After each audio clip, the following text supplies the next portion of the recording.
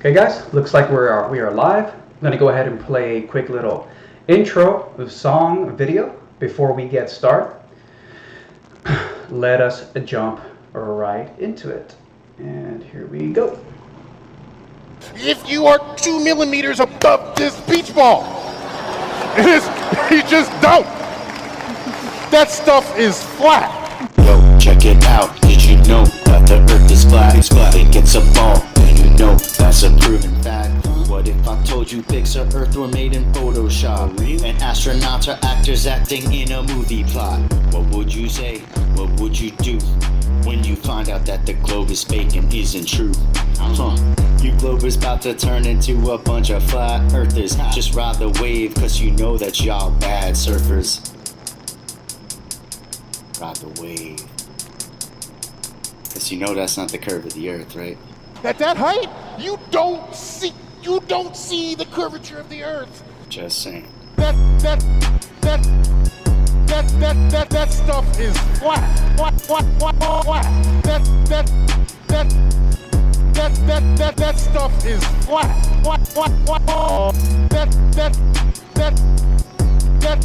That stuff is flat.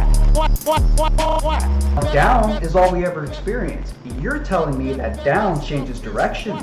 I'm saying all I ever experience is down. Do you know why down changes direction? Duh. Because gravity, according to your model, pulls to the center of mass. Right, gravity pulls the center of mass. So if you're on a globe and you go around the globe and gravity is pulling to the center of mass, where is down constant? Well, on your model, it changes direction, bro. Well, no, it doesn't necessarily change direction because it's always right beneath your feet because down is always pointing towards the center It changes of mass. direction. Don't deny it changes direction. It's going to look really bad for you, dude. Don't deny that. It changes direction, bro. That stuff is flat.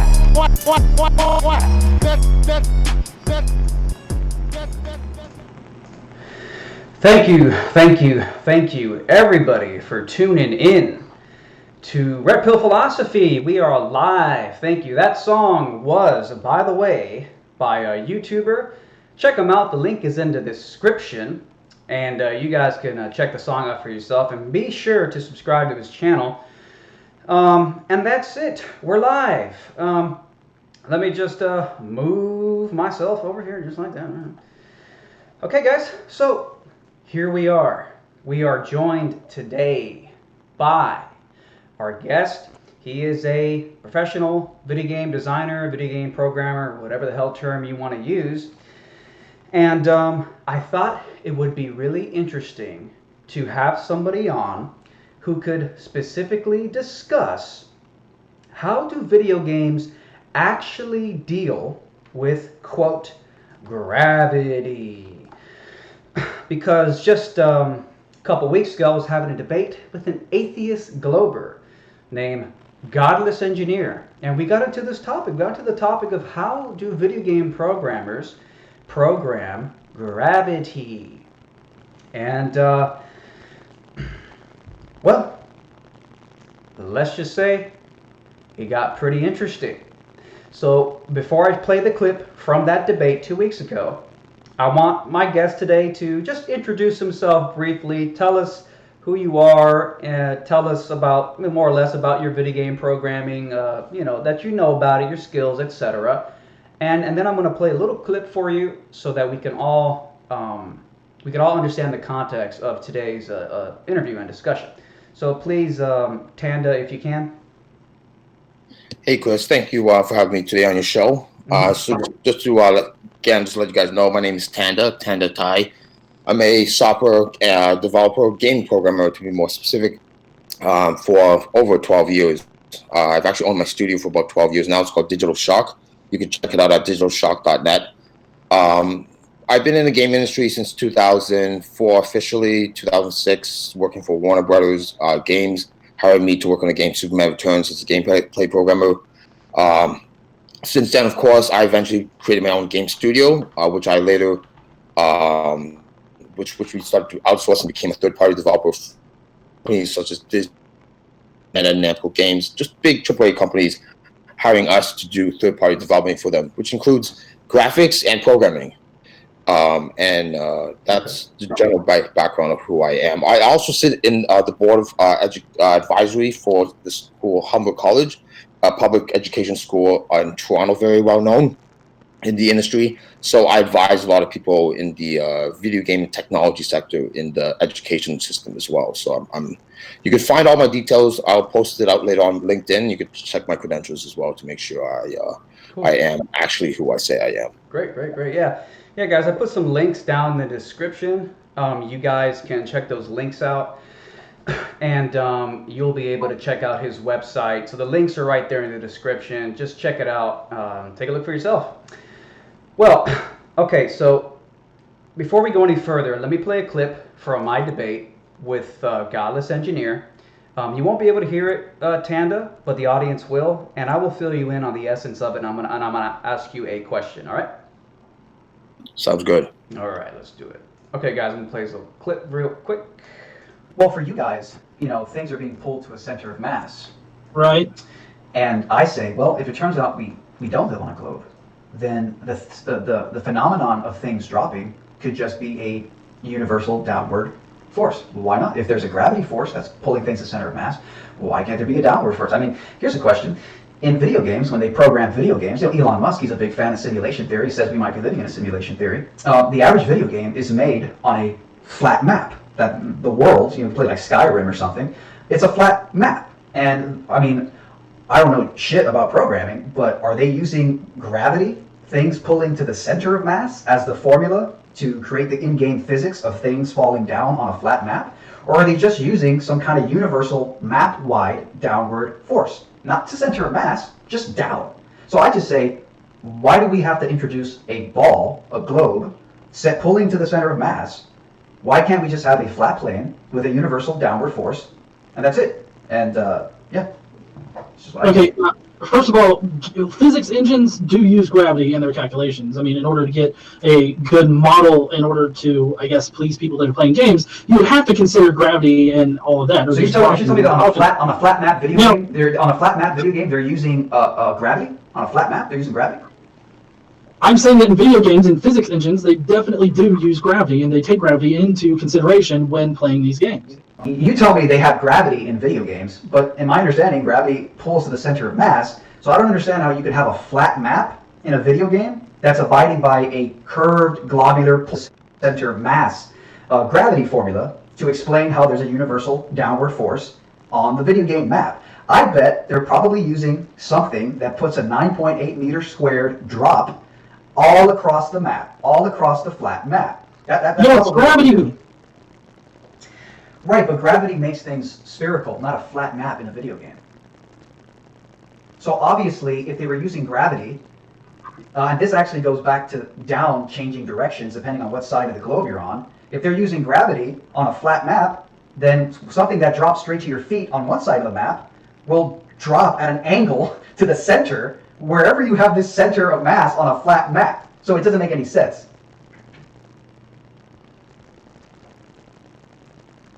I feel like this is going nowhere.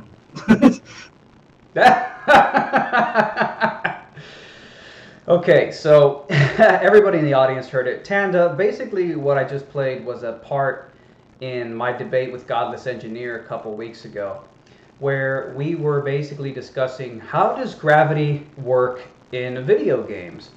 And I basically asserted that there's no way they're using a pull to the center of mass gravity formula on a flat video game map. So, you say you have a lot of experience in game design and programming. So what do you know about programming, quote, gravity in video games? Or maybe it's not gravity, maybe it's just something that causes things to fall straight onto the flat map. What do you have to say about that? Hey, Chris. Thanks for filling me in the details of the clip you just played. Of course, I follow your channel, and I have seen the video myself multiple times. And it's pretty hilarious. Speaking, the engineer, it sounds like off the bat he just doesn't really know what he's talking about when he's debating, because he just goes on loops and loops, and he kind of loses track. And if he just listens to himself, he'll understand how foolish he sounds. So generally speaking, in video games, do we use polar center of mass? Absolutely not. Can we? It's possible, but it would be if you're trying to make a spherical type of level. Now, either way, regardless, if you are trying to use a spherical type of level, we do not use gravity as gravity is portrayed to us in school. The formula that they provide and the formulas that they give us to be used in game, a game engine, is not possible. It's just a lot of conflicting issues. But generally speaking, just let's not get into full detail with that. Yeah. If you're using a plain level, there's no such thing as pull to the center of mass if the level is flat, as you stated in your chat room. Yeah. If that was the case, as you drop objects, they would not drop straight down. They'll drop at an angle down, because that's what would happen on a flat plane. And it's funny enough, that's actually a statement a lot of globe heads are using to kind of that belief that we live in a flat plane, was to suggest that the only way an object could fall in this world must be gravity. So it wouldn't, flat Earth wouldn't make sense, because objects would be flying at an angle. And that's the absurd statement that they try to attack us with that statement. They don't understand that we don't believe in the systems that they provide us, right? So, but generally, in a video game, when objects fall, it is a general downward force. It's just a general, things fall downwards, right? We could simulate it by giving it the rate of speed it drops to simulate something like a gravity force. But yes, generally, it's just a downward general force. Now, in video games, we don't put complex formulas for general jumping and running around and objects falling. We just have a collision box of an object and a floor, and when an object is in free fall space, it just goes down at a certain rate, right? That's just general programming. But if we wanted to do something, implement a physics engine, which Godless engineer was taught an engine from a third party, which is like to simulate hyper-realistic physics interactions in a world.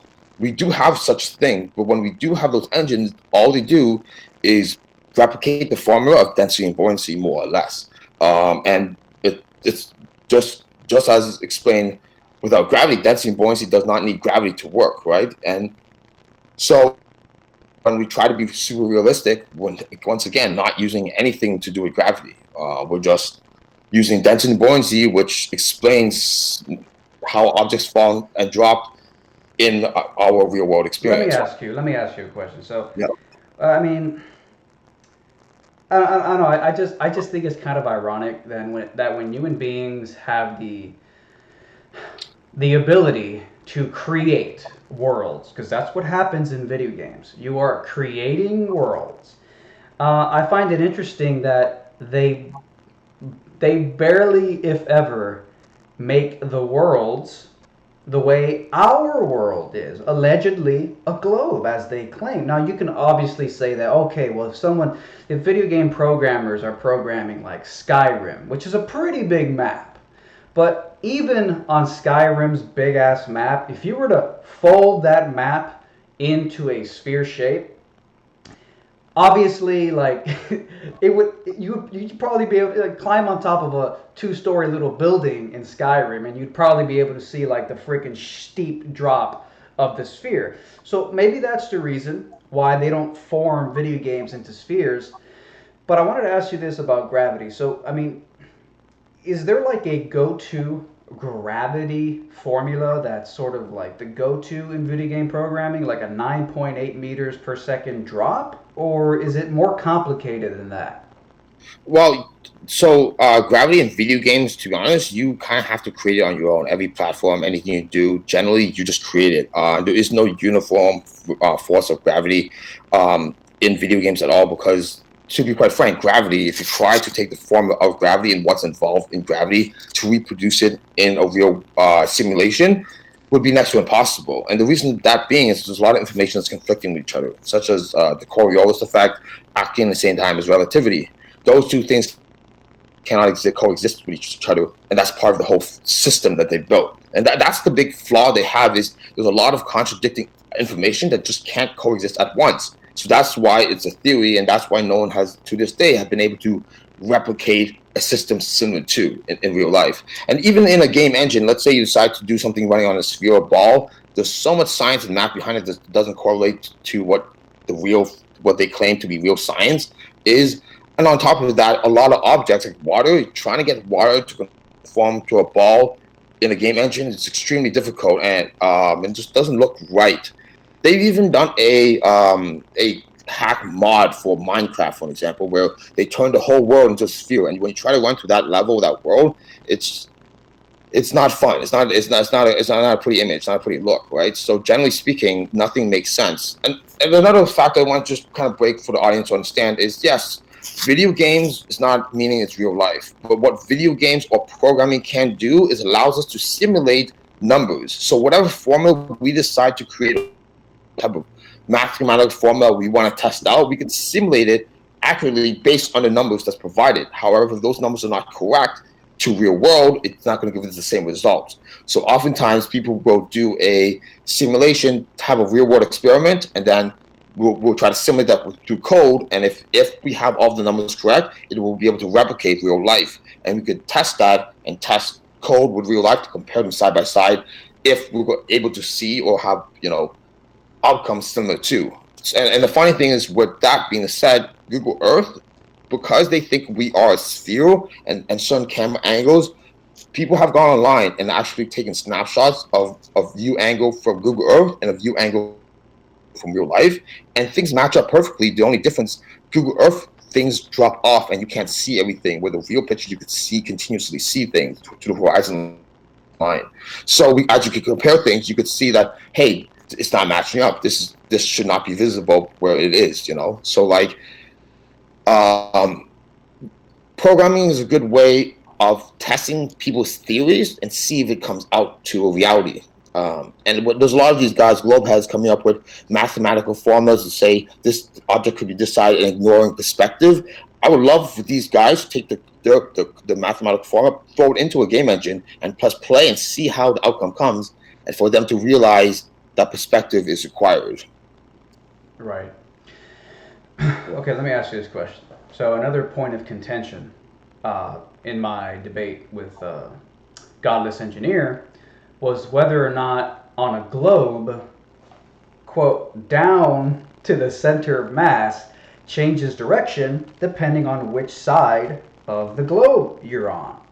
And he pulled out the relativity card and said, well, there's no such thing as direction, it's all relative. But what are your thoughts? Do you think that the direction of things falling on different sides of the globe is changing direction? What do you say about that? It's a funny point about that, and actually, before this interview, I decided to brush up a little bit of my math and physics, playing around with the Unreal Engine. I actually recommend everyone to check out Unreal Engine. It's free. It's a software that anyone with no programming background could use and simulate and program pretty complex things. So if you think you have an idea of a simulation and you want to replicate it, check this engine out. You could figure out and quickly realize what reality it can be. So the problem with objects falling in on a gravity ball shape is when things fall, it should kind of fall in an angle in ways. I guess depending on the perspective, but on a sphere world, of course, there is no up, down, right, left, because it's based on where you are, and it's as you move around, you're constantly being pulled down to the earth. That's what basically a sphere world would be like. Where, like, of course, in most games, that's not the case. Again, most video games most people play they don't run on a sphere. They run on a flat plane. That's just how things naturally work and lay out. It just kind of makes sense. I also reference to people a lot of times is when someone's plotting out land, or plotting out wanting to build something, and if you had a choice of a canvas, would someone use an orange or a ball as a canvas to lay something out, or would they lay it out on a flat surface? And majority of people will say they would lay it on a flat surface. And it's the crazy part about it, and about these people also possibly believe we live in a simulation, but of course reject the flat earth concept, is if someone was to create a simulation, would they do it on a ball or would they do it on a flat plane? Majority plane. And if that's the case, why would they think, if they're smart enough to do that, why would they think our creator would be stupid enough to try to build such a complex system that just doesn't work. And you know what's interesting is that, like, when you look around on Earth in our everyday experience, like, you don't see like random perfect shapes appearing in nature. Like, you don't walk through the forest one day in some untamed fucking wilderness and find like a bunch of twigs on the floor, shaped together in like a perfect cube, or shaped together like in a perfect sphere. I just find it interesting how out of a pure blind chance coincidence Big Bang, the universe can explode for no reason without any direction or intelligence and form into these perfect spheres, almost elegant in their shape, almost too perfect to be true. It's almost like they're rubbing it in your face with this globe. They're telling you there is no God in the heliocentric model, but at the same time, planets and space rocks blowing up for no reason out of nothing happen to come together in these perfect, almost divinely inspired like shapes. It's just a weird thing. You don't expect to see that in a random out of the Big Bang environment. You just don't expect to see that kind of stuff. But what are your thoughts on that? So yeah, absolutely, I agree with you that. And to be I first got introduced to flat Earth, it took me about 15 seconds to very basically be and have my mind exploded. My whole life, I never really followed any of the conspiracy things. I thought it was a waste of time. At a very young age, I became an atheist and believed in, like, Tony tried to tell me Santa Claus, laughed in the face, thought everything believe it. So I kind of did my own thing. But like, then years down the road, when someone came up to me and told me the Earth was flat, and I was like, you know what, tell me a bit more about it. They showed me a bit of evidence, and by just explain the sheer factor of water and how it always finds a level, broke the matrix to me. It just became no-brainer. It was like, wow, of course, that's so obvious. So now the situation is, when I spread this information to a lot of my friends, I have colleagues, of course, that are, of course, other programmers, game designers, engineers. Like, I've told a lot about them. And the thing that I found interesting was, majority of them, holy shit, that makes sense. The people I found that didn't quite get it are people that feel themselves they're not smart enough to get things. So, you know what, if someone else tells me, I'm good enough for me. The consensus concept. And I even had arguments on not long ago, and their answer was, you know what, like, if you idolize all of these people, like, you should just respect what they say. They're smart enough to figure it out. For me, I never idolized anybody, so I never had way on my head think that I need to, like, believe, right? So that wasn't a factor for me. But it's interesting. The problem is 99% of the world does not know math at all. Like, basic math, they can't understand. I could prove to someone easily that 7 times is 20. 7 times 13 is 28. That sounds absurd. If you don't know math, I could prove it in long division and show you a lot, like, break it down. And then if you don't know math, you won't know what I did wrong. And just to basically break it down, what you do is you take 7 times 3, that ends up 21, and then you say, okay, let's add the ones. 1 across to 7 is 1, 1, 1, that's 7. 7 plus 21 is 28. The mistake, though, is you can't just add 1 across. It's actually 10 across you have to add. So, but they don't see the extra 0, so they miss that step. That's, you're not adding 1, 1, 1, 1 7 times. You're actually adding 10 times 7 times. So it would actually be 7b plus 21, not 7 plus 21. So those are things, small things that people do with math trickery to confuse the audience. They say it's true. And if you don't know math, you can't point that out. And I can guarantee you 99% of the world does not, right? So you only have to fool the 99%, right? So it's basically mathemagicians. Mathematicians, and people. The funny thing is, people say math proves this. I could program to math to make a toaster fly around, shoot fire. If that means real, no, it'll be real based on the information. It's true. The problem is, how did I get that information? So you could, like I said, programming, you could simulate anything based, but if the values aren't true or not, it won't. So people have a confusion. People refer, oh, programming proves it. Oh, it's a video game, and that proves nothing. But people go back and forth and cherry pick when they want to use it and when they don't want to use it. But the reality is, it's a form of showcasing, basically demonstrating your theory in a sense. But again, the demonstration is only simulating, doesn't prove that those data is true, right? So, Right. Okay. Yeah. Very interesting. Um, so, oh, Jesus. Um,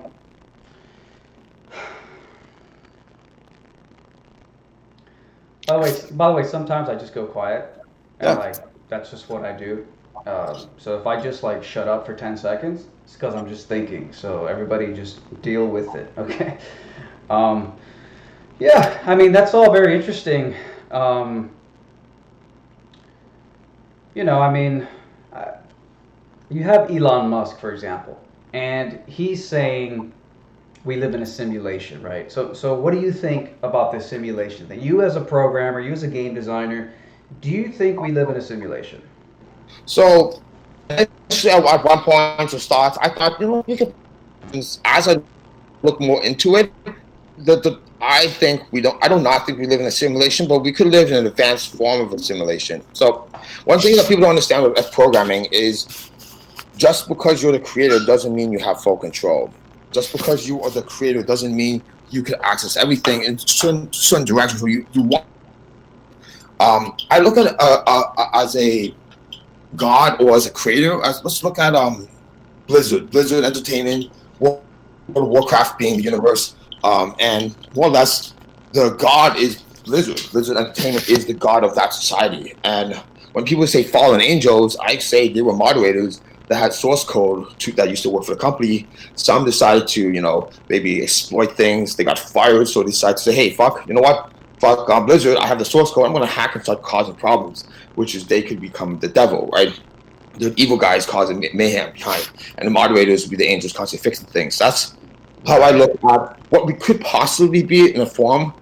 But at the very least, I know for 100% either direction you think of, either way, you're accepting that the creator exists, regardless of anything. So that is a stat that people can't seem to grasp, because when people hear God, they think about the brainwashing that we've been told what God is. The people that have been telling us what God is the people that are, in a way, in my opinion, controlled opposition to make us not believe in it, right? So, can it be a simulation? Maybe some sort of lines of that, but if you believe then you're submitting to the fact that you believe that we were created.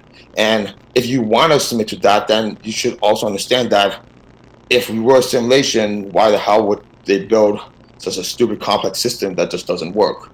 And you also have to understand that when they built this system, that was in a day when technology was so bad that it was very hard to verify anything. I don't think they expected us to boom that fast in technology, and that the fact that it would become so obvious that they're lying to us. You know what I'm saying? Yeah, I know exactly what you're saying. Also, one note as well, Elon Musk, I believe Elon Musk thought we could get to space, thought whatever, as soon as he launched the space, and he even said himself, it looks so fake, it has to be real. I think at that point is when he realized, oh shit, this is what it is. Like, I'm put in a corner, I kind of can't say anything anymore, get it off. I believe he's at that point, he must have decided to be in on it or not. They kind of force his hand. And I believe that if you are in any form of the public eye, you can be threatened. You have a lot to lose. And then they could, whether you want to take the threat likely or not, to proceed. As you can see, a lot of come out, suddenly come back out and said, you know what, it was a joke, because the managers and so on and so forth have threatened them about their existence. People with their own bosses, people that their own business, and people that have their own YouTube channels and stuff can be outspoken and not really be worried about, because you don't have managers that are part of the whole, organization, Hollywood agenda thing. Right. So now so basically what you're saying is Elon Musk is now, he's basically stuck between a rock and a hard place, because how the hell do you go back? I mean, you think he knows space is fake? You think he? 100% knows. There's no doubt in my mind. In my mind, he must have had like some idea that it could have not been, but he really wanted to prove to himself that it is fake or not. And I wonder sometimes when people, because I have a lot of intelligent friends that can't grasp the concept that it's real or not, And when I do ask them this one question that seems to always get their attention is just imagine. But when I always say just imagine, they get their attention. And I tell them, just imagine was true, how would you react? And all of these people that are denied to the end question, they always say they would be furious. Their answers come to the point where they are so furious with the society, how they change their life, and how angry they are. And they actually tend to be more angry than the people that I know that know it's the truth. Because to them, they can't get over the concept that why would the government lie? And that tells me the brainwash in them. And I find the people that are in the gifted program happen to be the hardest to convert over, because they have been indoctrinated at an early age, been told that because they understand something that no one understands, they're very gifted and smart, so we're going to support their understanding of something that no one can understand, like the Big Bang Theory or something along those lines. So those people have the hardest time, in my opinion, to switch over, because the big thing with them is the power of consensus is enough for them. And that's just, yeah. Of course, crazy. of course, yeah. Yeah, I think you're absolutely right. I think some people, they like getting that pat on the shoulder, that pat on the back from the authority figures. They love it, and they go out there in life to get that little star on their freaking homework, get that little A+ and a little sticker, so the authority figure teacher can tell you, look, you did a great job. That the system approves of your work. Keep it up, buddy. And damn, what the hell was I gonna say? I was gonna say something about what you were just saying. I think it was about Elon Musk, actually. I forgot the hell I was gonna say. So just jump in at any point if you want. But I'll talk about astrophysics. So I have a friend of mine. He's also a game designer. He owns a game studio as well. I'll just say his first name for now, Justin. yeah. We actually went to the game design school together back in the day at International Academy of Design for a video game course. And he owns his own game studio and worked at a bunch of games. But he's more of a game designer, artist versus a programmer. But when I explained the file to him, he just couldn't get it. And I didn't understand because I thought he was intelligent. But then he told me he has a master's in astrophysics. And I'm like, oh, amazing. Do you know what? This is awesome. This is perfect, because this is someone exactly I want to talk to. So, we sat down, had a chat, and asked him, his thoughts and stuff, and explain whatever. And a lot of the things I want to figure out was, what is astrophysics? And when you look it up, astrophysics is basically a course that basically talks about applying real life, physics into space physics, basically imagination physics that we can't prove. So it's all theory based, right? So they come up to you and say, hey, here's a puzzle, solve it, and you're smart. They gave us the puzzle, and we just have to solve. That doesn't necessarily prove anything. We never got the values of these things. Now, to demonstrate how their work doesn't make sense, is I asked them, how do you tell the distance between here and the sun? How do you figure out the distance between here and the sun, the stars, and whatever value? They gave me some signs, mumbo jumbo about some projections, this and that, and that's how they determine it. I'm like, okay, great. So can I take this formula, and let's say in this room there's a light poster. Let's take a picture of this light. Can we use this formula to determine the distance that light is from the ground and how far it is from us? And he says, absolutely not, because this only works in space.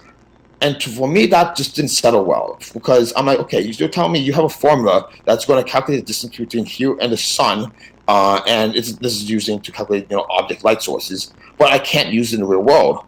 I have a formula that I could use that could tell me accurately the distance between an object and the ground, and I could use it over and over and cannot be broken. This formula, tracing the corpuscular rays, seems to be a pretty solid method to calculate the distance between objects, right? So if this formula seems to be solid proof, can't be disproven, but his formula happens to be something that can only be proven in theory and not actually real world, how can I stand behind that and say that's real science, right? And that's what got to me understanding that, these people just can't understand the concept of, just like they don't want their thing to be like scrutinized or tested. That they're really anti. This is a theory. This is it. Don't even test it. You should go to jail if you want to test my theory out. And that's not science at all, in my opinion. It's very false science. No, they are following and they are worshiping consensus. That's exactly what they're doing. And it's this weird sort of mental matrix that a lot of people. Sorry, can you hear me? Yep. Yeah. It's like a mental matrix that a lot of people get stuck in where consensus is their top priority. Truth is not the top priority.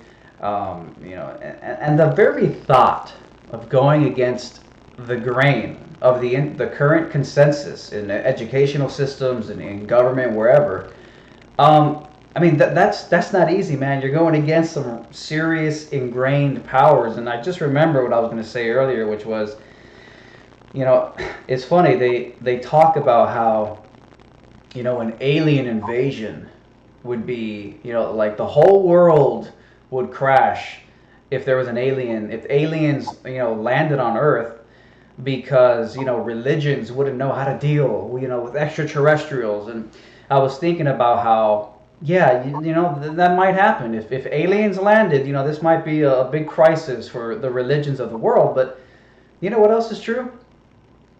Um, if it turned out space doesn't exist and the Earth is flat, that might be more like devastating to society than a freaking alien landing here. In many ways, it probably would be, because everybody believes in space. Nobody thinks the Earth is flat. I mean, okay, yeah, there's people, but it's not the majority. Everybody thinks we live on a speck of dust flying through a massive freaking whatever vacuum of space, and that there's gabillions of galaxies. And so most people probably think, there's probably other life out there. So an alien invasion or alien contact, I don't think that would be anywhere near as societally devastating as people finding out that the Earth is flat and space isn't real. I mean, I think that would. I think that would fucking destroy. I think that would send the world collapsing. I agree with you on that. Actually, and when I first found out the Earth was flat in early 2016, when I first found that, I just wanted to spread the news, and I felt that, because I am actually in my community, I'm very well respected. I mentor, I teach a lot of people. People look at me as advice all the time, so people actually look at me as someone respectable. So I feel with my credentials and how much people respect me, that it's my duty, because I'm not just some crazy idiot living in someone's basement trying to say what's good. I employ people. I have a very successful business. People very well know me, and people that work for me, and I've drawn back stating that. So a lot of people will now consider opening the ear to me because of who I am. Now, initially, I wanted to, but over time, I thought about it, and I was like, you know what? I'm kind of a little bit afraid thinking about it, because the reality is if everyone knows that the Earth actually is flat and everyone lied, that must mean everybody's in on it. Actually, that, if anything, that confirms it's a one world government. It confirms that Illuminati and all those stuff do actually exist. And my whole life, I never looked into a single conspiracy. I just didn't see any of this in foreign life. I just decided to focus on me. I didn't follow politics. But when I found this out, the conclusion was, I've heard on passing must be true if this is true. And if that is the case, holy crap, how is the government going to tell the people why the Earth is flat, how they did, without upsetting people and causing mayhem?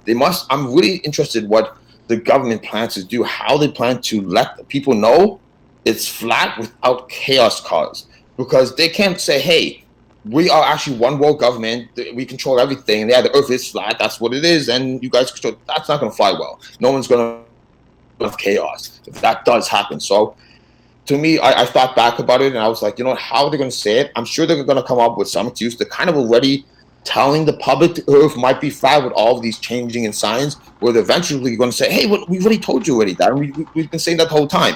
I think something along those lines might be what's happening, and hopefully the 99% in their mind will just believe it and be like, that's great.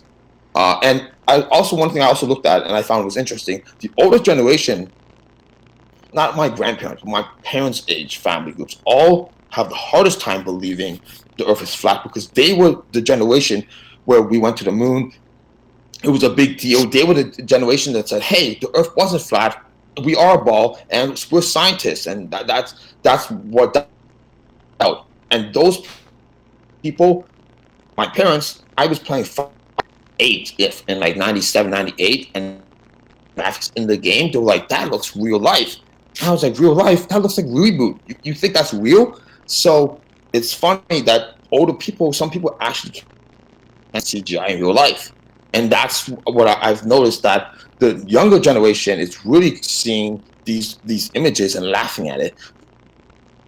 They're born into the game in Xbox 360 and higher end graphics, where they could clearly see what 3D graphics, where our parent generation basically can't tell the difference between a CGI Reboot character or a real life person. So that's one thing I thought was interesting.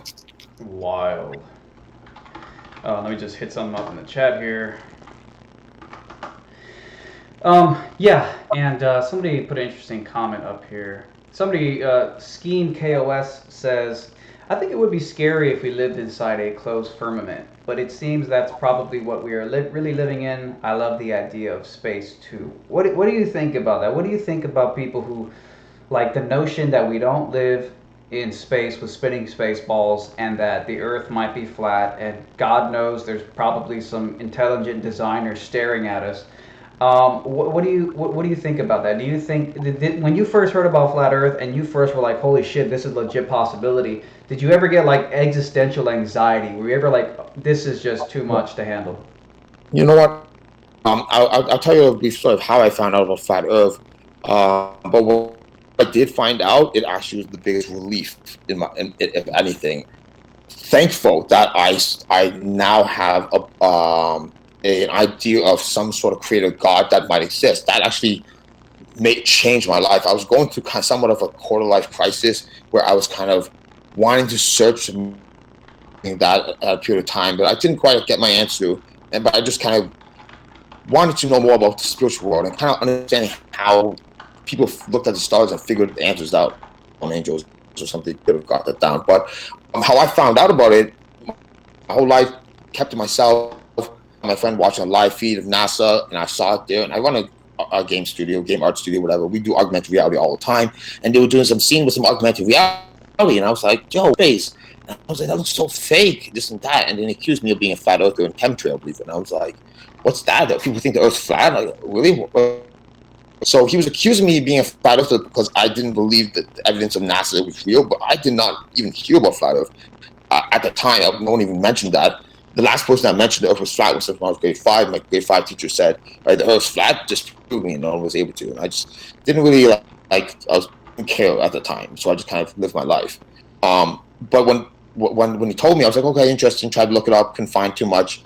And then someone else came up to me and said, "Hey, the Earth's flat." I'm not showing proof. He showed me this video with ODD telling me the thing in 5 minutes. And the first really 15 seconds when he explained water, that broke the whole globe model apart. To me, the water alone was just destroyed the whole concept of the globe existing. If nothing else could be proven, I don't need to ask, but what about this? What about that? The fundamentals, the frame that's keeping the whole thing alive is broken, so nothing could exist after that, right? So that, to me, was just too obvious. I don't know why people need more than that to kind of like go on to belief of a system. So it's pretty crazy. But to me, if anything, it gives me a kind of a hope and idea of, you know what, like I'm not really afraid of like just dying and disappearing, nothing happening. I have hope, and this is hope, not truth. I have to still study a bit more about the history. I call the Bible a history book because especially the First Testimony, it's something that's like something that's written. I don't really. I'm not a fan of religion because religion is created by, in my opinion, meant to divide us. And when you look into other Bibles, kind of talk about the same shit. So like, I'm not a fan of religion, but definitely for sure, to me, it made me build peace of mind. It made me realize that everything was made for us. We are the center of the universe. That's what it is. And that alone is just, honestly, it's beautiful. It's amazing. And on top of that, I definitely believe we're an enclosed system, not an infinite plane, because the plane might not end at Antarctica, but it could end somewhere. But you can't have air pressure in an infinite system. You need a container for air pressure to exist, right? So we're definitely in a container.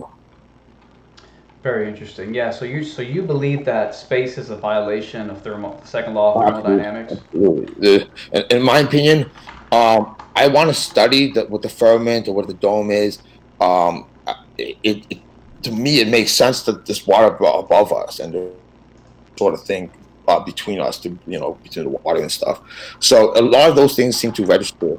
As soon as I understood the Earth being flat and I looked into everything else in life, everything just started to make more sense, including zodiacs. Exactly, yeah, exactly.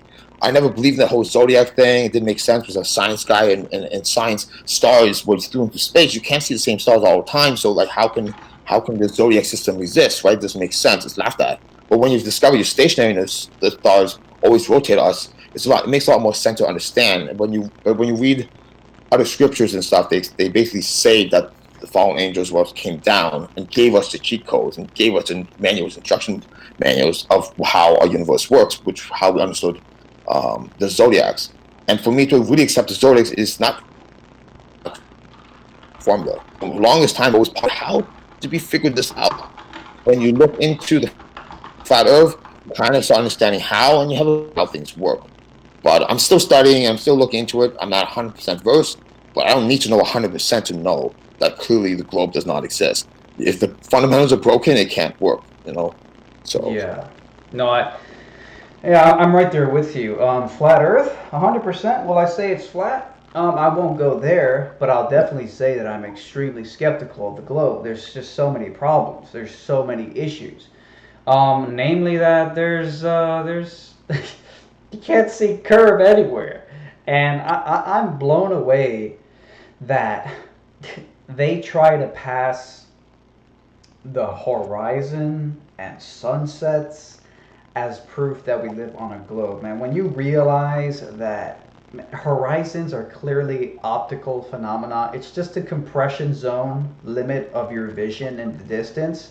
When you realize that the horizon is not actually a physical thing, you realize that how could you even say that the sunset is a physical phenomena? That's what you want to call it. How could you even say the sunset is a sorry, not a physical phenomenon? How could you say the sunset is a phenomena caused by the sun setting around the globe, when clearly what you're looking at over an ocean, where the ocean ramps up and compresses and the sky ramps down and meets at your eye level, it's obviously compression. It's obviously an effect of perspective and the way that our vision works. So there's just so many things that have really got me wondering.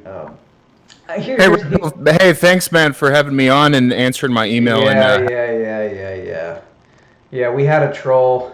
I don't know who the hell that was, but I did have my link visible earlier, so I hung up because we're not going to let trolls in, and I knew the link was out, so I'm going to go ahead and send a very quick new Hangout link to our guest, not some troll that tried to get in for half a second, and I will send that to you now. Well, that was great, wasn't it? Hang on, let me just Skype Tanda. Let me just Skype Tanda real quick.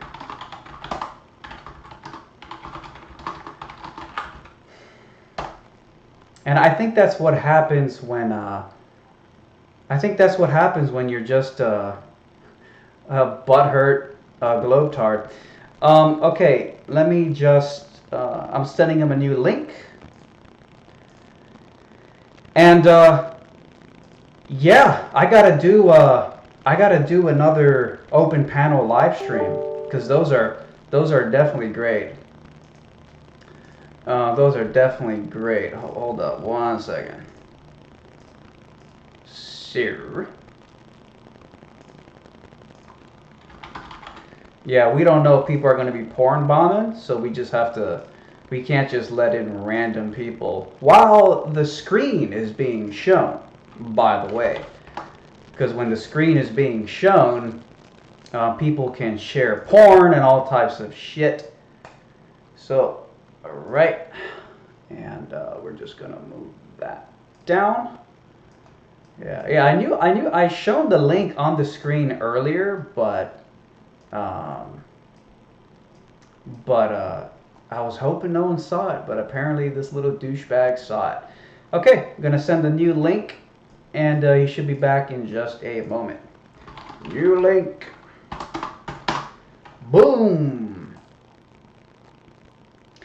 So when you're a butthurt glowtard, little shenanigans is all you can do, and it's sad, dude. It's really sad. All right, so I have sent the link. Tanda should join in a moment. Hey. Joe, what's up? What's up? What's up? All right, great, man. Can you hear me good? Yeah, I can hear you fine. Okay, great. Sorry, I think I cut you off.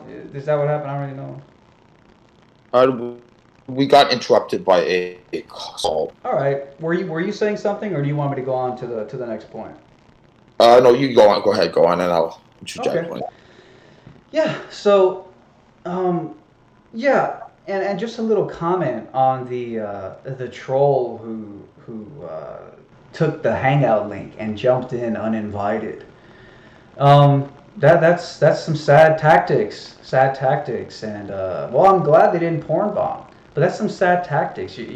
I mean, imagine that. Imagine succumbing to that kind of stuff just because you're angry that people are questioning things, and I think that's great. I wanted to make a quick comment about the guy that jumped in. Yeah. I could have destroyed him as well doing that when he tried to, but there's no point. If he wanted to, he could arrange a separate call for that. But just to explain one thing that I find hilarious with these people that try to come up with interjections is this: when they say they see curve or whatever, they're ignoring obviously videos that other people have explained how the atmospheric effect, like the effects in the weather conditions stuff, could adjust on how things look, including moisture, which will make things bend kind of downwards.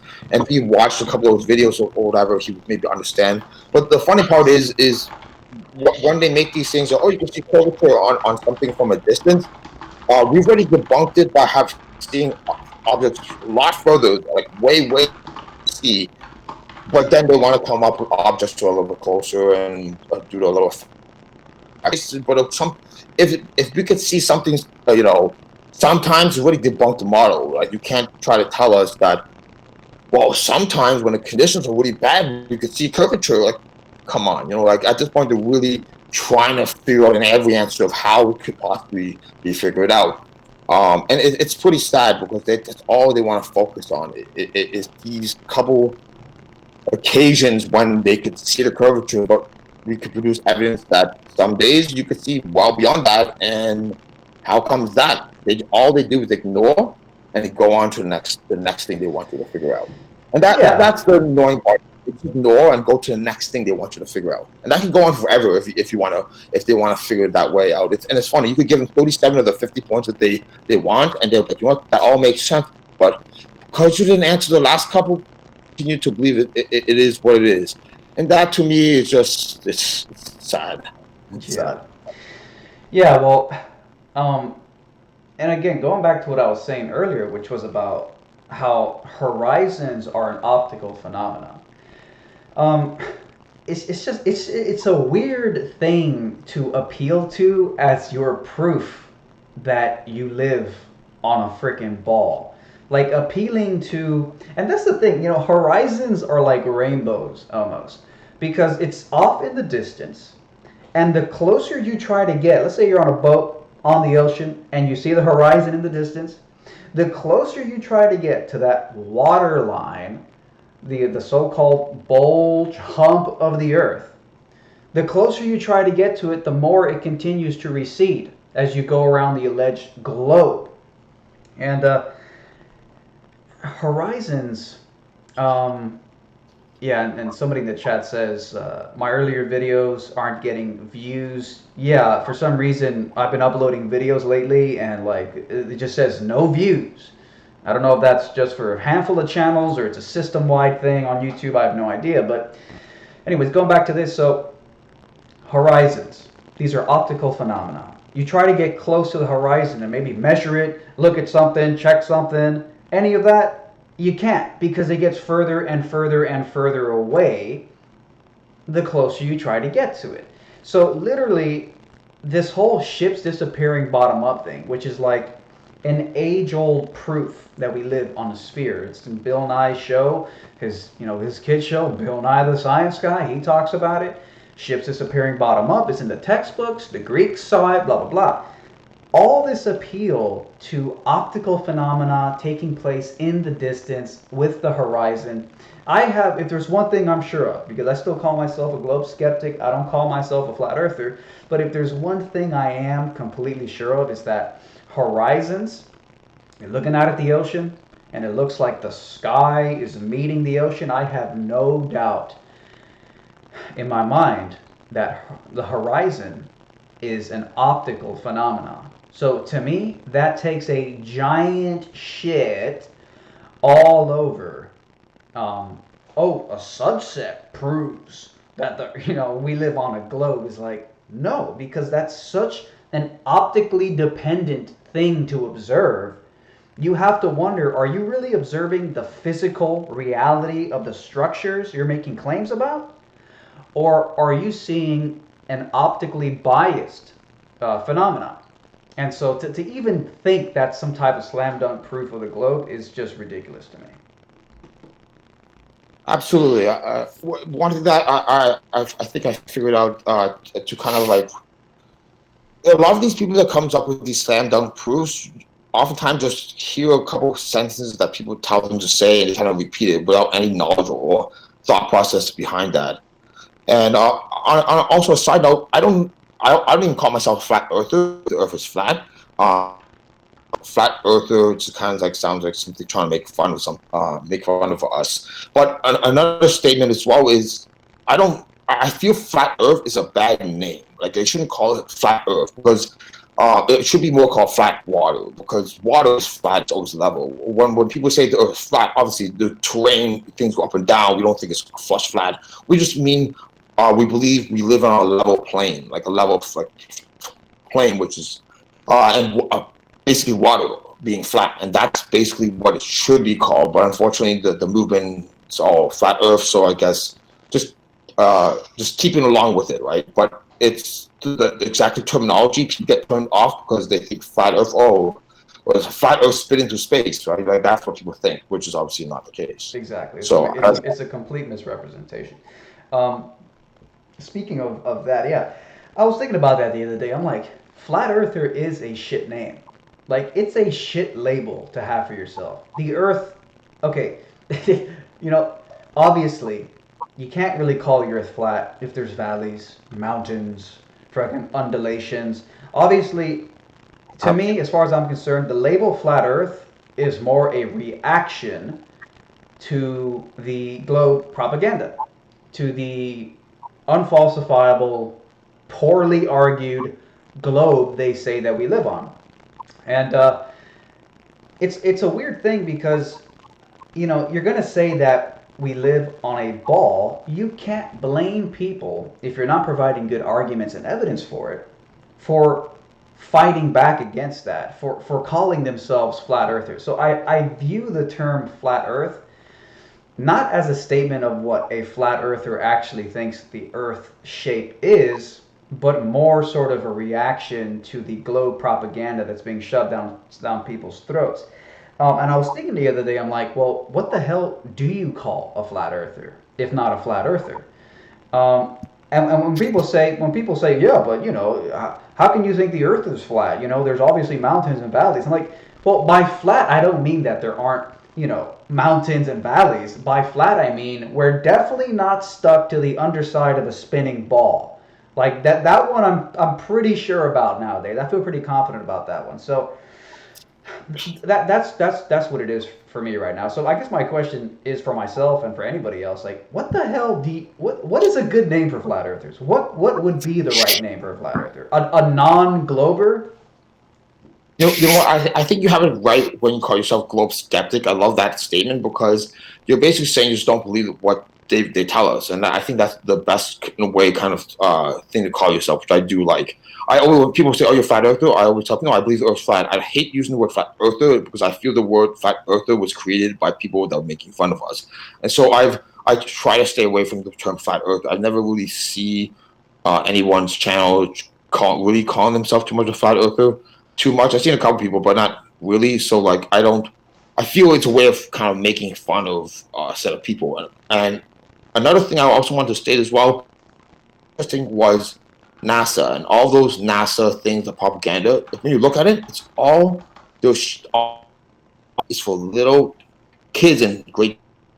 A lot of the interviews they have were always with infants, little kids. And it's almost like while they're indoctrinating you with NASA. And when I think about it, that's why it looks so obvious. The work is so like obviously fake. Is because they're not trying to convince us. They're trying to convince these kids in elementary school, and that's why they made their slip up. Because as we got older and people said what's up, we started. The reality is adults don't really look into it. If you know what I'm saying, like kids do, because they teach you that in early stages. So that's why I believe NASA slipped up really badly, because they weren't trying to convince the adults. Really, they were more so trying to convince the kids, in my opinion. When you see a lot of the interviews, it's usually with little kids. Right. Well, they do teach it obviously at a young age, obviously through the educational systems, and they throw the dinosaurs in there. By the way, what do you think about dinosaurs? Do you think dinosaurs existed the way they tell us? Absolutely not. I think dinosaurs is hilarious. I never actually believed in. That would just sound too strange and out of nowhere. I've always wondered why the agents never discovered dinosaurs, and only after they made a movie about kind of the idea of dinosaurs, that dinosaurs were later discovered. It's always after some sort of sci-fi fictional movie saying, "Hey, we might have satellites," and boom, satellites got created. And also with that note, side note with satellites, I believe we could have objects in the sky like a satellite, but they're on weather balloons. They're not floating in space, right? So there have been statements where they say they found crashed satellites and there's like weather balloons attached to it, right? So that could be what some satellites can be potentially used for. And it's funny, Google Loon project was more or less creating essentially that, saying that we could have Wi-Fi everywhere in the Amazon forest. You can get Wi-Fi with these Google Loons. I'm like, why would they do that? Don't we have satellites? And essentially, that's what it is. Essentially, what satellites really are.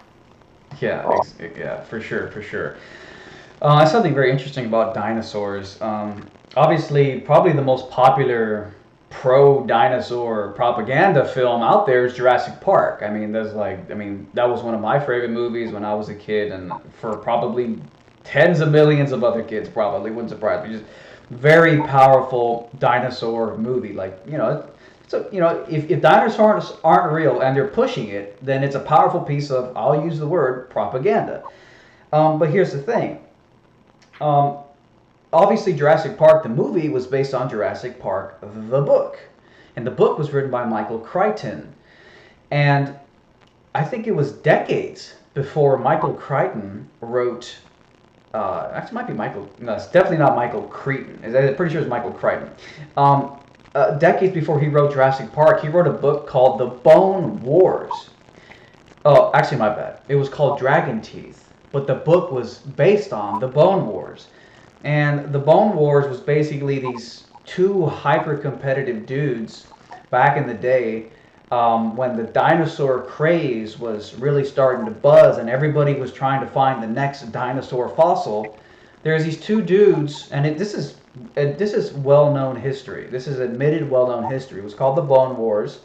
But there were these two hyper-competitive guys, and they were so committed to one-upping each other in the search for the next dinosaur fossil that they started frauding this shit. They started getting fake fossils. They started presenting fossils of other animals that weren't dinosaurs, but saying, "Look, we found more dinosaur bones." And of course, everybody then, that was the craze. They wanted to believe in the 65 million year old, reptile creatures.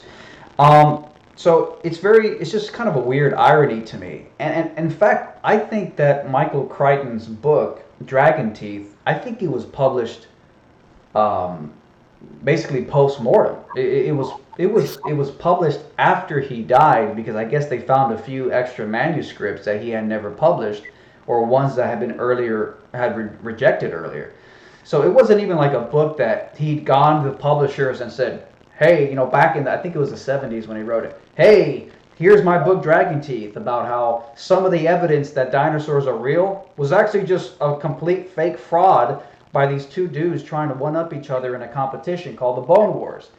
And it makes me wonder. It makes me wonder if maybe he tried to get it published, which that book would have arguably been against the dinosaur propaganda, the notion of dinosaurs and the whole, 65 million years, and evolution and all this stuff. It makes me wonder if that's maybe his book was rejected back when he wrote it. I think it was in the 70s because maybe it was just too against the narrative. And ironically, just a couple decades later, he writes Jurassic Park, and it is the most powerful piece of dino propaganda out there because it ended up inspiring the movies, which are massive, as we all know. So I just wanted to throw a little piece of history in there.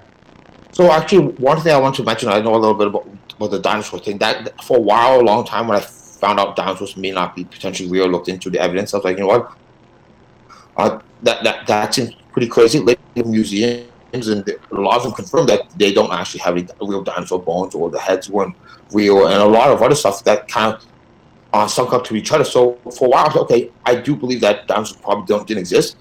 I did wonder why, but that wasn't important for me.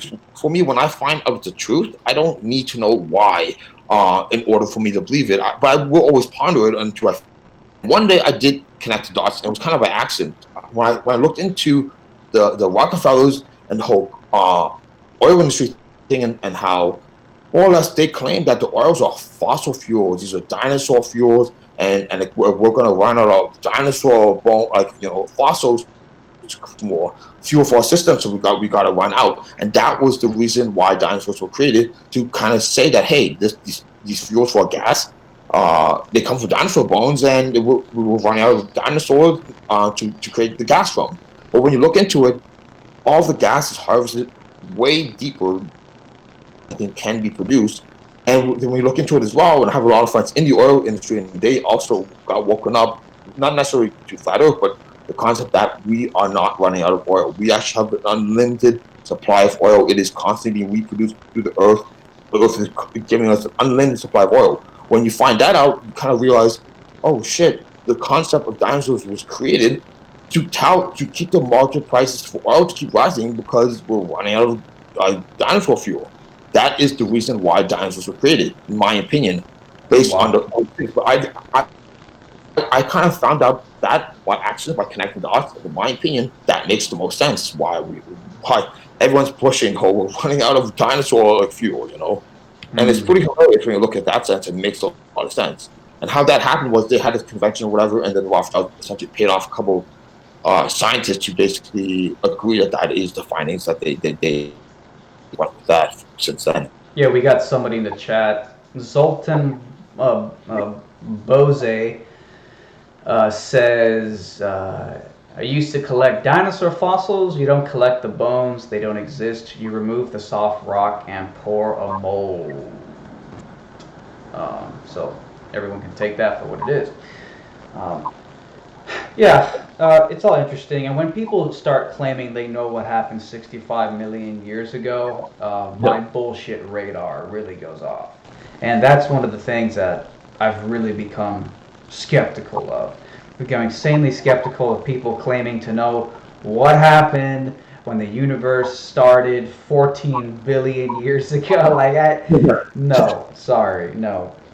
Well, to be honest, there's a very simple, easy way to debunk their method of carbon dating or figure out how old something is. I would say, okay, great, get your formulas, have everything ready. I'm going to light this candle, I'm going to let it melt, or I'm going to, have an object, let it die, and I'm going to wait for you to tell me how long ago it died and how old it is, and let me use your formula to determine all those answers you figured out. And if you can't give me an accurate answer for all these objects, then your thing is out the window, it doesn't work. I would get a couple objects, burn a couple candles.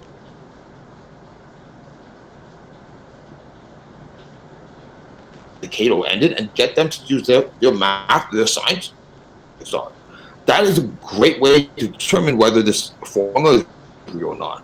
I can guarantee you, they will be shitting bricks, and they will not want to use the formula because it's all bullshit. It can't work. It does not work.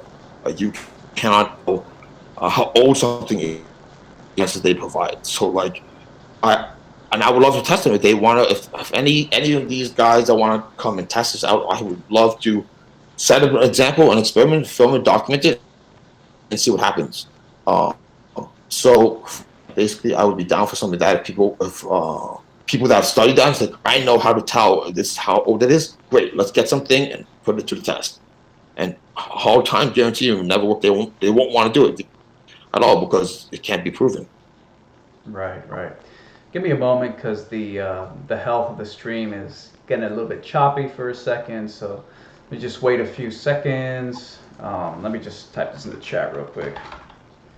Oops, wrong button.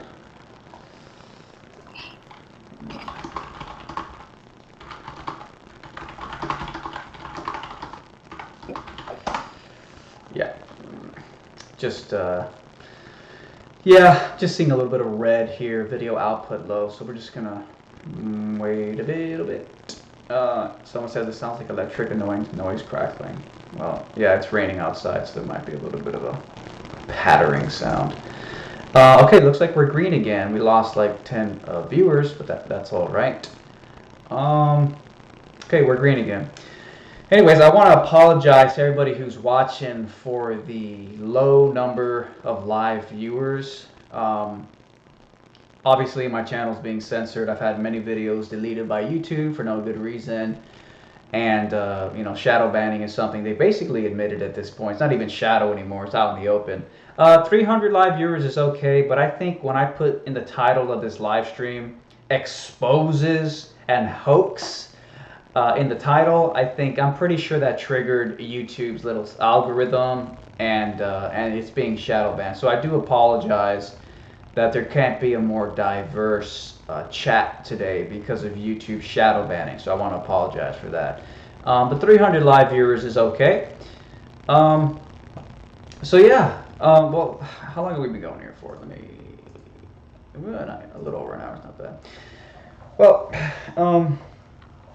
okay, so here's the thing. All right, so okay, let me just ask you. Like, you seem super deep into this whole flat Earth thing.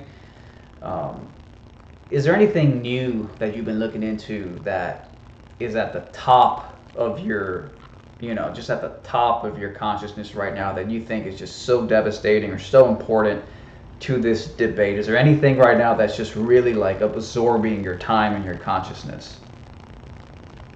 Well, I've been studying flat Earth in and out since I discovered information around August 2016, and I literally look into this stuff every day, like multiple times a day, constantly trying to figure out information. And by the way, for the viewers here, I want to give a quick tip. If you want to use YouTube to look, just write down flat Earth and just search details from relevant to upload date. It will show you all the videos, and you will be able to see all the videos that are posted. But you see a ton of it. It's crazy how many videos are actually being posted. There is a lot of content there, but you got to change it from relevant to upload date for the viewing, and you will be able to research flat Earth. But generally speaking, for me, I want info exposed so we could study where we live in. Ever since flat Earth has been exposed, real engineers are getting on board. Real intelligent people are starting to discover how and why, like how our real system works. When you discover that the sun and moon essentially could be a magnetic motor, electric motor running, you could better understand how we could maximize, utilize the technology to better help society grow. And that is the biggest reason why I want to look into and promote and constantly look into the details of flat Earth, is because I want more smart, intelligent people to jump on board and help discover and research to figure out what is this we live on? How can we maximize on the world we live in right now? A lot of technology, I feel, is being withheld from us because we don't know the truth about where we live in. And I remember back in the day, people would tell me, like in school, don't stare at the sun, you go blind, or all this other crazy shit. And I would tell someone, oh yeah, the sun, you gotta watch out. And my other friend would stare at the sun for hours, this and that, and saying things that were really against things the science told me. And I was, how can that be the case? Like, why would the teachers? That's absurd. And now I sun gaze all the time. I stare at the sun. I try to study the sun. I'm not blind. My vision has got that bad. Yeah, sometimes if you stare in the middle of the day, it's looking up, it will hurt your eyes, but you'll adjust. I probably Do you only sun gaze like around the early hours, or is it any time of the day? any time of the day, I try to not use my sunglasses, but sometimes I do because it's just too bright. But even when you stare at it when it's too bright, you don't go blind. Like that does not happen. Again, and it's crazy because society tells us that will happen, and they tell us that because they don't want us to research the sun. They don't want us to look at the sun and kind of really say, "Huh, this is not what they say it is," and that's the funny thing. They constantly don't look at the sun, don't whatever. And during the solar eclipse, I stared at the sun, no protection. The whole solar eclipse, I watched it without my eye protection, right? So I can still see perfectly fine, and that is hilarious. How they would say like you just can't do that, right? So it's kind of funny how science really warns you're gonna go blind, and I've been sun gazing like almost every day. So I've heard about sun gazing for years now. I've seen there was some. I mean, I don't know what the term. I think it was like I don't know what term, like African American. I mean, I don't even think some African Americans like the term African American, but he was a black dude. He had a YouTube channel and he would talk about it. He would talk about sun gazing. He'd talk about doing it, and I think he was one of those dudes who would only do it like around the dawn. Because the dawn time is a time where you stare at it without worrying about hurting your eyes at all. Because around dawn, the angle, whatever, and I guess it's just a lot easier to stare at. I do it in dawn. I try mostly do it around the dawn as well. But it's a lot easier. It doesn't hurt your eyes. You can stare at it for hours. fascinating. That's crazy. Mostly. They actually say sun gives you energy, and I find ever since I've been sun gazing and looking at the sun, or getting much sun absorption, I have a lot more energy. If I have a lot more connected to the earth, and oftentimes I try to walk around with no. If I can, if I'm in a grassland, I like to walk without shoes, and I feel like they say like you absorb the energy of the earth, you absorb the energy of the sun, and it's crazy how much of a difference it actually has helped my life. And it's crazy because science doesn't say to do any of these things. It doesn't tell you to do. And they say, oh, you shouldn't do it. Like they say, don't eat too much bananas because the potassium could kill you. But the reality is, you have to eat like 5 minutes in order for that to happen, which is not physically possible. And as a side note, I've done that banana diet and it's actually worked very well. I've been able to lose a lot of weight. Didn't change my diet. Just added a bunch of bananas to it. It made me lose weight. And I saw a video online and talking about that. It's funny. I guess these are natural cures things they're talking about. And the doctor's like, it might work, but I don't recommend it. But the reality is they don't recommend it because doctors don't get paid when you buy bananas. But that's the whole concept of we're trying to shut down these natural cures, 9/11, and flat Earth. It's funny how all things are things that all the things that they're trying to hide seems to be the truth. And I of course see some guys saying, oh, they're trying to hide from people saying don't drink bleach or you'll die. If you it's gonna cure your disease or whatever, you kind of deserve gonna be the aftermath. You know what I'm saying? So it's a hilarious statement to say. They're trying to protect us from thinking we gotta drink bleach to be cured, right? Right.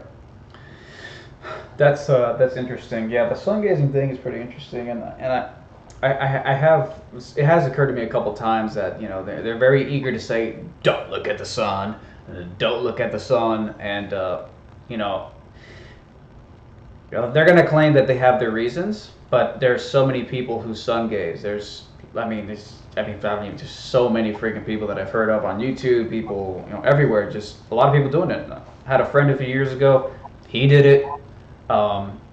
So I think it's interesting, and I'll tell you one thing: if you're not looking at the sun, you're not fucking observing the sun, and you're not learning things about it. So who the hell knows, man? It's a very, very interesting thing.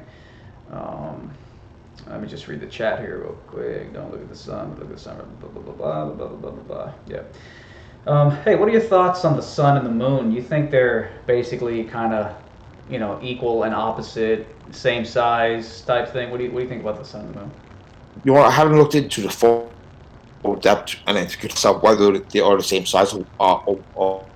However, I have done the tests where to test whether the moonlight actually projects cold air, a cold light versus where the moon's shade would be warmer.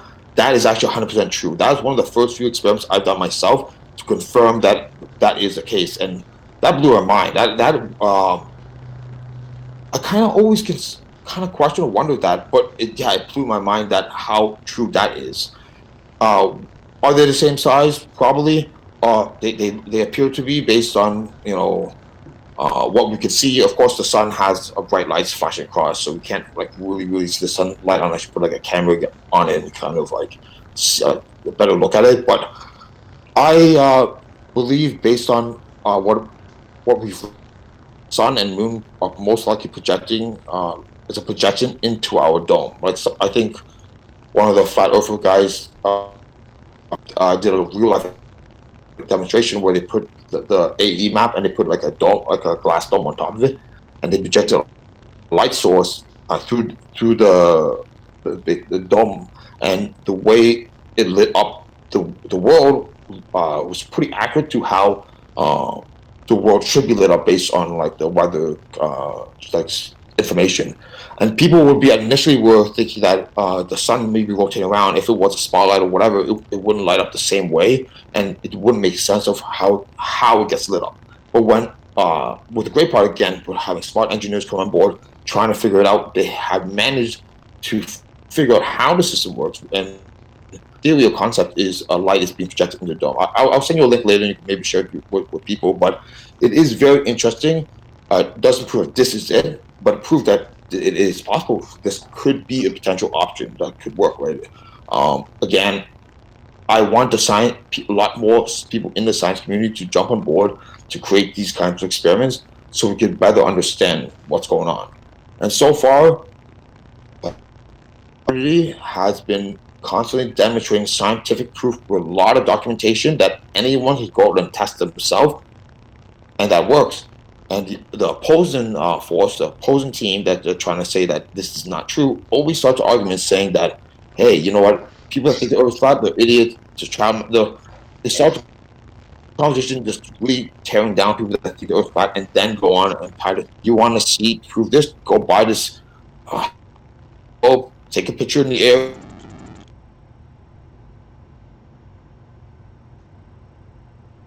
Come on, like who's going to do that? Like, oh, just get a spaceship and go to space, come back, and there's your proof. So the answers are not anyone can go out and test, right? They're not really that great.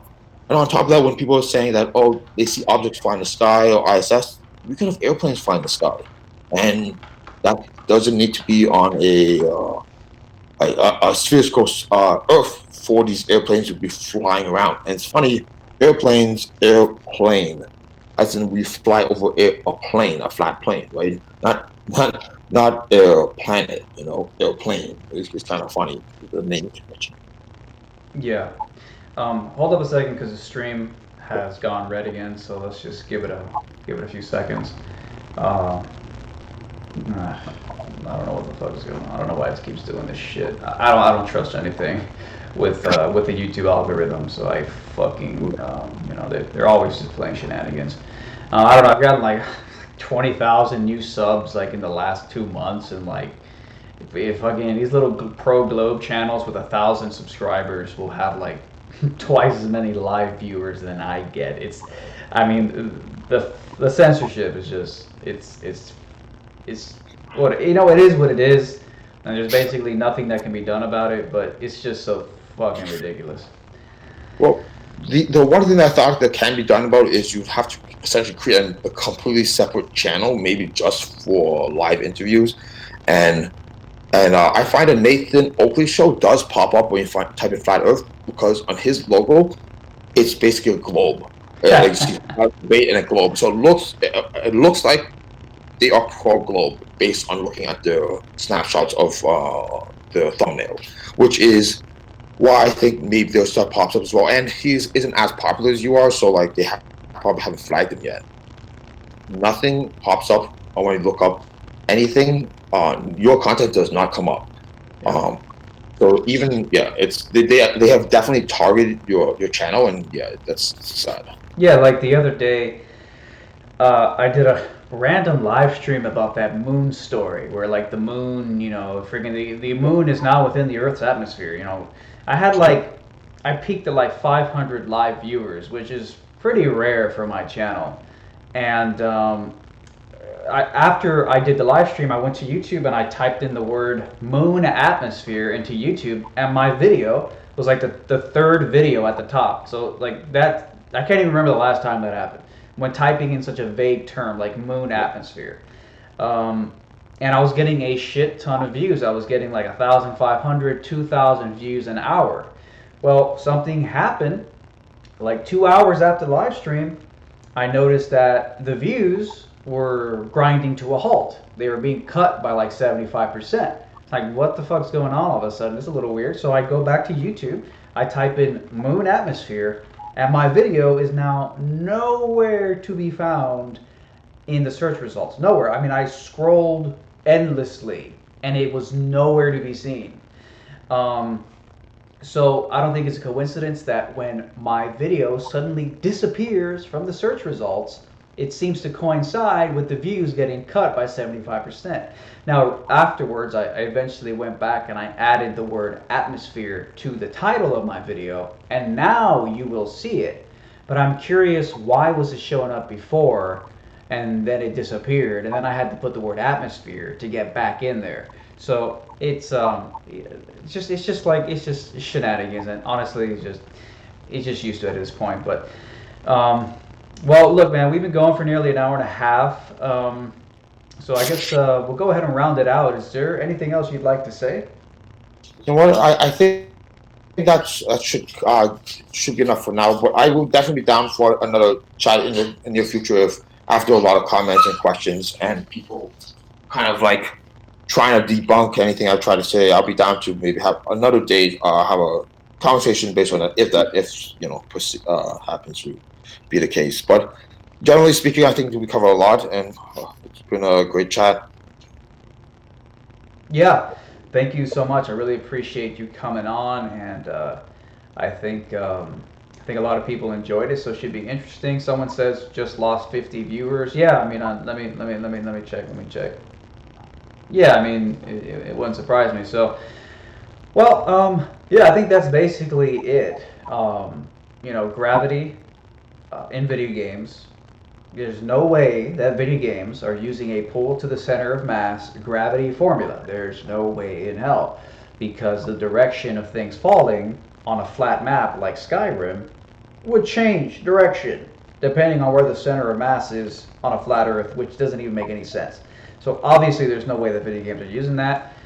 And okay, so I want to say thank you to everybody who hit the super chat. Really appreciate it. And that is it, man. So thank you a lot for the interview, man, and we'll talk soon.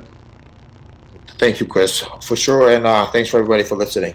One last side note: if someone wanted to debate me on channel, I would be open for that as well in the future. Okay. Yeah, I'm totally interested. A few weeks ago I did an open panel debate. I just put a public link, Nathan Oakley style, and had anybody join, and it was actually really fun and kind of crazy. It was great. So whoever that troll was who, took the link that he's not supposed to take and jumped in, maybe you'll have your chance. So keep an eye out for that. And that is it. Okay, man. I'll talk to you later. Sounds good. See you later. All right. Bye-bye. Okay. Pretty cool stuff. Well, there you have it. There you have it.